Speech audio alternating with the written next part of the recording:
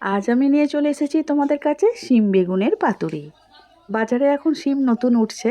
শিমগুলো দেখে কিন্তু খুব একটা ভালো লাগবে না, কিন্তু তবুও মনে হবে যে নতুন শিম খেতে এখন প্রথম প্রথম খুবই ভালো লাগবে। শুধু শিম পাতুরি তো আমার রেসিপি দেওয়া আছে, তো আজকে ভাবলাম আমি বেগুন দিয়ে শিম পাতুরি বানিয়ে দেখি। সর্ষে পোস্ত আমি এরকম একটা পাউচ কিনেছিলাম, যেটা গুঁড়ো পাওয়া যায়। আর সেটা তোমরা সবাই জানো, জলে ভিজিয়ে কিছুক্ষণ রেখে দেওয়ার পরে একদম রেডি হয়ে যাবে, পুরো বাটনা সর্ষে পোস্তর মতনই টেস্ট, গন্ধ সব কিছু। শিমগুলো দু টুকরো করে কেটে নিয়েছি, আর বেগুনটাও চার ফালি করে কেটে নিয়েছি। শিমের সঙ্গে বেগুন দিয়ে এর আগে কোনোদিনও আমি বানাইনি, তাই ভাবলাম একটু বেগুন দিয়ে দিই।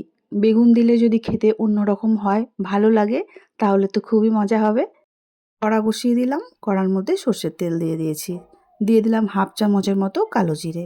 কালো জিরে আর সর্ষের তেলের সঙ্গে খুব ভালো করে মিশিয়ে নিয়ে 3-4 সেকেন্ডের মতো একটু ভেজে নিলাম। তারপরে যে বেগুনগুলো কেটে রেখেছিলাম সেই বেগুনের ফালিগুলো তেলের মধ্যে দিয়ে দিলাম, আর নাড়াচাড়া করে একটু সুন্দর করে ভেজে নেব। খুব বেশি না ভাজলেও চলবে, তবে মোটামুটি একটু বেগুনের কালারটা চেঞ্জ হওয়া পর্যন্ত ভেজে নেব। তারপরে শিমগুলো ভেজে নেব। নমস্কার বন্ধুরা, শ্রাবণীর পাকঘরে সবাইকে স্বাগত জানাই। আশা করি তোমরা সবাই খুব ভালো আছো, আমিও খুব ভালো আছি।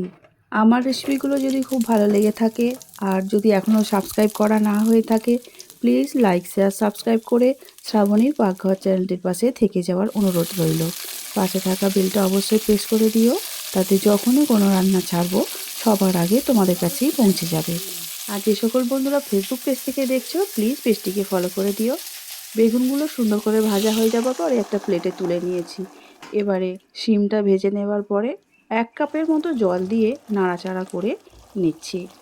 দিচ্ছি পরিমাণ মতো নুন, আর হাফ চামচের একটু কম হলুদ গুঁড়ো, আর হাফ চামচ দিয়েছি চিনি।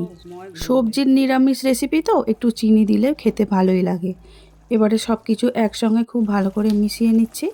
এখানে আমি গুঁড়ো লঙ্কার ব্যবহার করব না, 5-6টা কাঁচা লঙ্কা দিচ্ছি ঝাল অনুসারে। তোমরা গুঁড়ো লঙ্কার ব্যবহার করলে করতেই পারো। এবারে ঢাকা দিয়ে দেব 5 থেকে 6 মিনিটের জন্য। তার আগে ঢাকা খুলে একবার নাড়াচাড়া করে নিয়েছি। আর শিম তো খুবই নরম, আর শিম থেকে তো একটু হালকা জলও বেরোয়, সেই জন্য অল্প জলেই রান্নাটা হয়ে যাবে। দেখতেই পাচ্ছ শিমটা কিন্তু সিদ্ধ হয়ে গেছে প্রায়।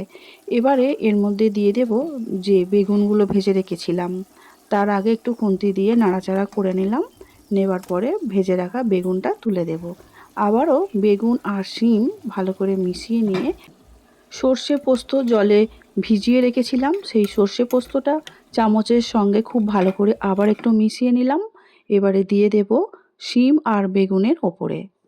তারপরে ধরে ধরে খুব সুন্দর করে মিশিয়ে নিতে হবে শিম বেগুনের সঙ্গে সর্ষে পোস্তর বাটনাটা। খুব ভালো করে মিশিয়ে নেবার পরে ঢাকা দিয়ে দেব 3 থেকে 4 মিনিটের জন্য। বেগুনটা একটু সিদ্ধ হতে বাকি আছে, আর শিমটাও একটু সিদ্ধ হতে বাকি আছে, কারণ বেগুন শিম খুব ভালো করে সিদ্ধ না হলে আবার খেতে ভালো লাগবে না। আমাদের তো খেতে খুবই ভালো লেগেছিল গরম ভাতের সঙ্গে এইভাবে নিরামিষ শিম বেগুনের পাতুরি। 4 মিনিট পর ফিরে এলাম, আবারও একটু নাড়াচাড়া করে নিয়েছি। এবারে গ্যাসটা অফ করে দিয়েছি। দেখতেই পাচ্ছ খুব ভালো করে সমস্ত কিছু সুসিদ্ধ হয়ে গেছে, বেগুনগুলো অনেকটাই নরম হয়ে গেছে। এবার একটা প্লেটের মধ্যে তুলে নিচ্ছি। আজকে আমি যেমন করে শিম পাতুরি বেগুন দিয়ে বানালাম, তোমাদের কেমন লেগেছে অবশ্যই কমেন্ট করে কিন্তু আমাকে জানাবে। আমি কথা দিচ্ছি তোমাদের খুবই ভালো লাগবে।